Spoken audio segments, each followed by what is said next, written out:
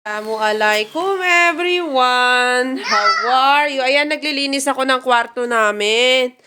Wala lang, natripan ko lang maglinis kasi nga, pinakikinggan ko pa rin yung training ko. Sige, habang pinapakinggan ko siya, nagalaw ako, di ba, para naman may nagagawa tayo. Ayan. Ayan, bala ko sana, eto, ipapaganito ko siya. Tapos eto, mag-i-stay lang din siya dyan. Titingnan ko kung kaya pa. Di ba? Ko na pala yon.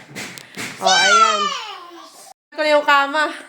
Ayan, pinapadampot ko naman sa mga bata yung yung mga kalat-kalat. Pina-vacuum ko na pala siya.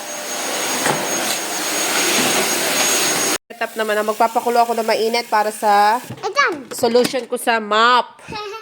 Ilagay ko. So, kakailanganin lang natin is lemon juice. Ayan.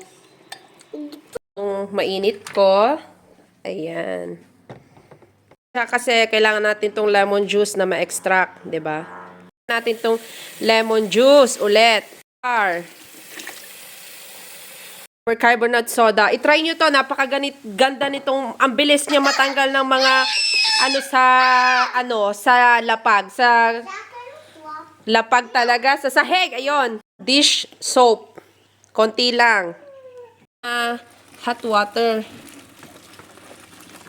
Mag-mop na ako dito, ha? Ayan.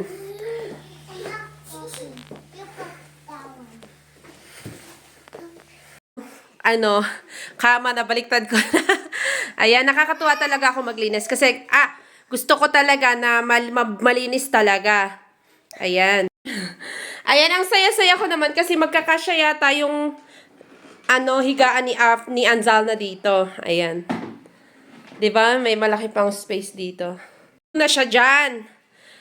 Ayan yung anak ko. I-amamap ko muna siya diyan tapos itatry kong ilagay yung kama. Yung higaan namin at saka yung unan, nilalagyan ko na pinapalitan ko sila ng balot. Mga anak ko nasa shower, pinaliguan ko na sila. Ayan kasi alas 12, mag-alas 12 na.